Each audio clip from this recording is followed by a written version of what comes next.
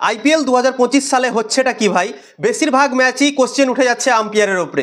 প্রথমে ঈশান কিষানকে আউট দিয়েছিল এবং ঈশান কিষান রিভিউ না নিয়ে চলে গিয়েছিল প্যাভিলিয়নে, এবং তারপর রোহিত শর্মার ডিআরএস নিয়ে কন্ট্রোভার্সি হলো, তারপর শুভমান গিলের রান আউট নিয়ে কন্ট্রোভার্সি হলো, এবং কালকের ম্যাচে সিএসকে আর আরসিবির মধ্যে ডুয়াল ব্রেভিসের আউটটাকে নিয়েও কন্ট্রোভার্সি তৈরি হয়ে গেল। আইপিএল 2025 সালে আম্পায়ারের ডিসিশনগুলোতে কন্ট্রোভার্সি তৈরি হয়ে যাচ্ছে কেন ভাই, বুঝতে পারছি না। কালকের ম্যাচে সিএসকে আর আরসিবির মধ্যে ডুয়াল ব্রেভিস ব্যাটিং করতে এসেছিল এবং প্রথম বলই তার প্যাডে বল লেগে যায়, একটা ফুল টাচ বল, এবং ব্যাটে লাগেনি, এবং ডুয়াল ব্রেভিস সেই বলটাকে হিট করতে পারেনি এবং প্যাডে বলটা লেগে যায় এবং আম্পায়ার আউট দিয়ে দেয়। এবং আম্পায়ার আউট দেওয়ার পরেও ডুয়াল ব্রেভিস আর রবীন্দ্র জাদেজার রান নিতে থাকে এবং তারা 2 রান নিয়ে নেয়। এবং ডিআরএস টাইমার যে বিগ স্ক্রিনে উঠে, বড় স্ক্রিনে উঠে এবং চলে টাইমার 1 থেকে 15 অবধি, কিন্তু কালকে সেটা উঠানো হয়নি। যারা টেকনোলজি চালায় তারা মনে হয় কালকে ডিআরএস টাইমারটা দিতে ভুলে গিয়েছিল এবং সিএসকের প্লেয়ার দুটো ডিআরএস টাইমারটা দেখতে পায়নি, এবং আম্পায়ার যখনই হাত তুলে তখনই ডিআরএস টাইমার কিন্তু শুরু হয়ে যায়। কিন্তু তারপর আমরা দেখলাম আম্পায়ার হাত তুললো এবং জাদেজা আর ডুয়াল ব্রেভিস তাও রান নিতে থাকলো এবং তারা 2 রান নিয়ে নিল। 2 রান নেওয়ার পরে জাদেজা আর ডুয়াল ব্রেভিস একে অপরের সঙ্গে গল্প করতে থাকে কি রিভিউ নেব কি নেব না, কিন্তু তারপরে আম্পায়ার বলে দিল তোমাদের টাইম শেষ হয়ে গেছে, তোমরা আর রিভিউ নিতে পাবা না। দিয়ে ডুয়াল ব্রেভিস আর রবীন্দ্র জাদেজা অনেক অবাক হয়ে যায় কি কেন এটা হলো, আমরা তো ডিআরএস টাইমার দেখতেই পেলাম না। দিয়ে ডুয়াল ব্রেভিস প্যাভিলিয়নে ফিরে গেল আউট হয়ে, এবং তারপর আমরা রিপ্লাইয়ে দেখলাম কি ডুয়াল ব্রেভিসের যে এলপিডব্লিউ আউটটা উঠেছিল, আবেদনটা উঠেছিল, সেই বলটা কিন্তু উইকেটে লাগছিল না, অনেকটা লেগ স্টাম্পের বাইরে, তোমরা ছবিতে দেখতে পাচ্ছ। তো কালকে ডিসিশনটা হয়েছে ডুয়াল ব্রেভিসের এবং কন্ট্রোভার্সি তৈরি হয়ে গেছে।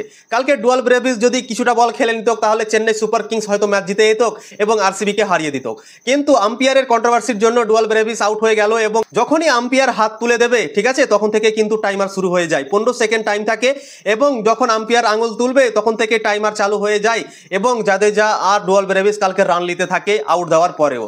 তো আউট দেওয়ার পরে তাদের রান নিয়ে কোনো লাভ নেই, তারা এমনিতেই রান পাবে না যখন আম্পায়ার আঙুল ছেড়ে দিয়েছে তারপরে। তো তাও তারা কেন যে রান নিতে শুরু করলো, এবং সেখানেই অনেক টাইম শেষ হয়ে গেল, প্রায় 20 সেকেন্ড মতো শেষ হয়ে গেছিল। তারপর তারা ডিসিশন নিচ্ছিল কি আমরা রিভিউ নেব, কিন্তু আম্পায়ার তখনই জানিয়ে দিল কি তোমরা আর রিভিউ নিতে পারবে না, কেননা তোমাদের টাইম শেষ হয়ে গেছে। এবং সিএসকের প্লেয়াররাও বুঝতে পারেনি, কেননা ডিআরএস টাইমার বিগ স্ক্রিনে উঠে, স্ক্রিনে দেখতে পাওয়া যায় কি টাইম চলছে, এবং প্লেয়াররা দেখার পরে তখন রিভিউ নেওয়ার চেষ্টা করে, কিন্তু কালকে ডিআরএস টাইমারটা বিগ স্ক্রিনে উঠেনি।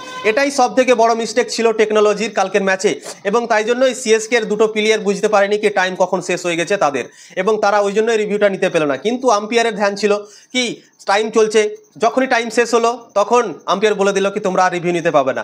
অনিল চৌধুরী যে ভারতের আম্পায়ার আছে, সে ছিল ব্রডকাস্টারের অফিসে, এবং তাকে জিজ্ঞাসা করা হয়েছিল কি এটা কি হলো, টাইম কি করে শেষ হয়ে গেল, সে কনফার্ম ভাবে জানিয়ে দিল এবং বলল কি যখন আম্পায়ার আউটটা দিয়ে দিল, হাত ছেড়ে দিল, তখন দুটো ব্যাটসম্যান রান নেওয়ার চেষ্টা করছিল এবং 2 রান নিতে গিয়ে তাদের টাইম শেষ হয়ে গেল, এবং আম্পায়ার বলে দিল কি তোমাদের টাইম শেষ হয়ে গেছে।